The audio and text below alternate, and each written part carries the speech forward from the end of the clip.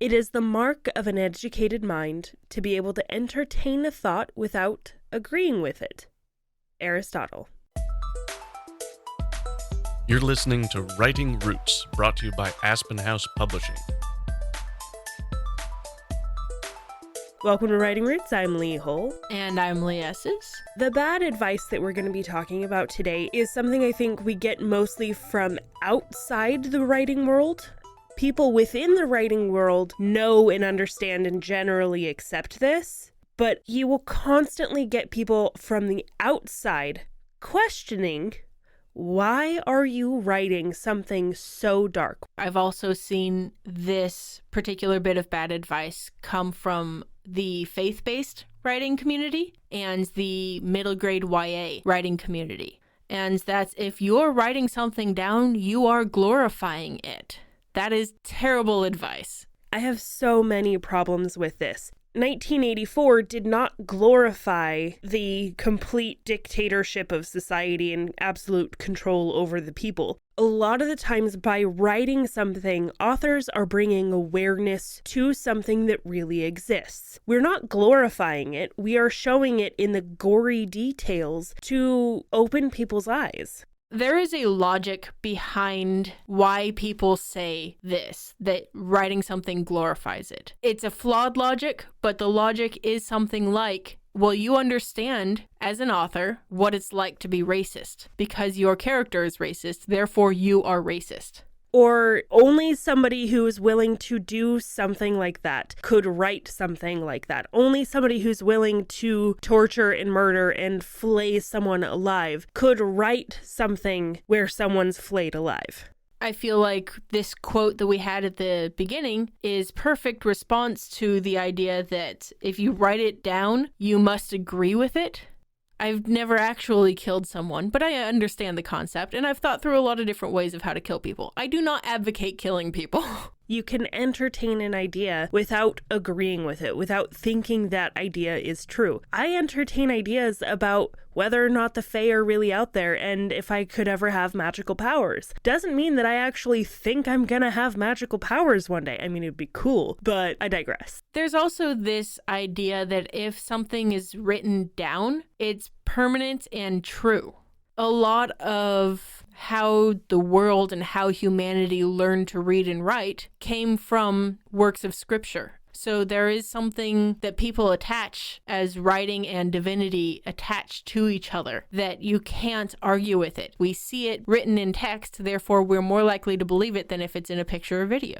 There are a lot of reasons why this particular piece of advice or belief is simply bad. And number one is not every character thinks the same way. They should not think like you. They should not think like each other. You should have a character who is a little more willing to go out and murder and stab for a good cause. And you should have a character who says, no, that's terrible. It's a life. Let's not take away from it. You as the author need to be able to think from all of these different perspectives, but that doesn't mean that's who you are. And please, please, please do not make your villains inconvenient. Make them villainous. If your villain wants to take over the world, understand the logic behind it. Just because they're opposed to your main character doesn't mean there isn't a logic behind the antagonist in your story. I think this is the thing that we run in most often with that faith-based writing, and absolutely nothing against people who write faith-based stories. They have a place in the world and they are a very good thing. But so often the villains in these stories are inconvenient at best because the authors don't want to delve into that kind of evil that would make a villain a true villain. That's the bad thing. It makes all of the difficulties and the trials that these heroes have to face kind of meh. You have to have the good and the bad. And if your bad is never truly bad, your good is never truly good. Not every action that happens in your story needs to have a moral alignment to it. Go ahead and write these freedom versus security type stories. It doesn't always have to be good versus evil. You can understand both sides, and people can be on opposite sides of a coin without either one being morally correct. I am a Star Trek person. You are a Star Wars person. That does not make you less of a human being than me. I think the one place where I struggle with this one is that if you've ever seen the show Manhunt, where Paul Bettany plays Ted Kaczynski, I was watching this and really struggling because I agreed with some of the ideas that Ted Kaczynski had in his manifesto. Not everything should have this moral alignment. Yes, some of the ideas that he had, I absolutely agree with. Doesn't mean I agree with what he did. Doesn't mean I agree with going out to bomb and kill people to make a point.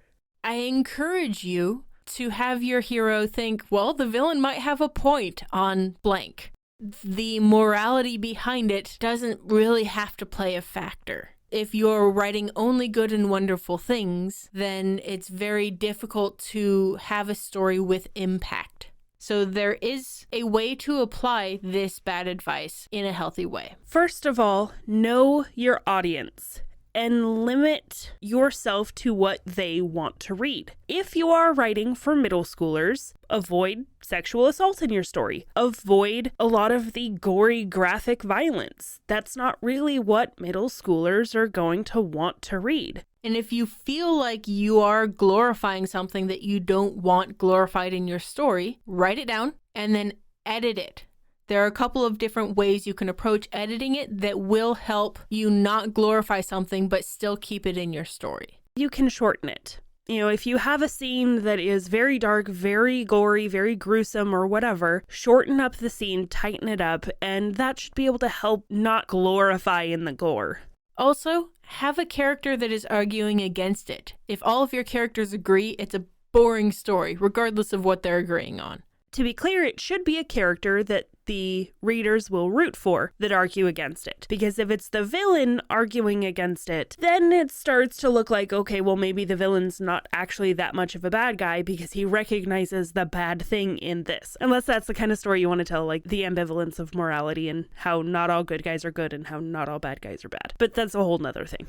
So if someone looks at you and says, hey, you're a terrible person because you write terrible things in your story, there are a handful of ways that we want you to respond to this bad advice. Pretending things you don't like just don't exist is putting your head in sand. It doesn't get rid of the problem. It doesn't make it all go away. So just because some people out there are anti-LGBTQ+, doesn't mean that you shouldn't write those characters into your story. Just because you may not agree with the philosophy doesn't mean the LGBTQ+ community doesn't exist. It is a delicate balance. No matter your personal thoughts and ideas or philosophies or beliefs on it, if you put them into your story, you should do it in a way that is kind to that community. You don't have to make all of them heroes, but you need to have some kind of a balance. This goes for any kind of marginalized group. Just because you don't agree doesn't mean you shouldn't include it, but if you do include it, be careful with it. If someone says this to me because I'm a spiteful, bitter old maid, I lean into it. If someone says, your character's drinking out of a human skull, that's so evil and dark, I'll go, well, maybe, but at least they're being like environmentally friendly because they've environmentally sourced this entirely organic instead of using plastic cups. I mean, they're being responsible by using every part of the body that they murdered. Like most of the advice we're talking about this month, it's really difficult to argue with people when they've dug their heels in. So if someone says this to you, just lean into it. For me, I just go, yeah, I am a villain. Okay, moving on. Another way that you can respond is that conflict makes the story. Without conflict, without the good and the bad, you don't have a story. If it is only good, what's standing in their way? What is keeping the hero from just winning at the beginning? Ultimately, this bit of advice is a fear control tactic, saying you're a terrible person, trying to scare you into not writing. It's fear of being judged, fear that my grandma will read the story and think I'm a mass murderer, fear that bad things will happen if you write the story. Their opinions don't matter, especially on that first draft. Instead, write selfishly. If you have a question or comment for our hosts or a topic you'd like us to cover, send us an email at writingroots@aspenhousepublishing.com or find us on Facebook by searching for Aspen House Publishing.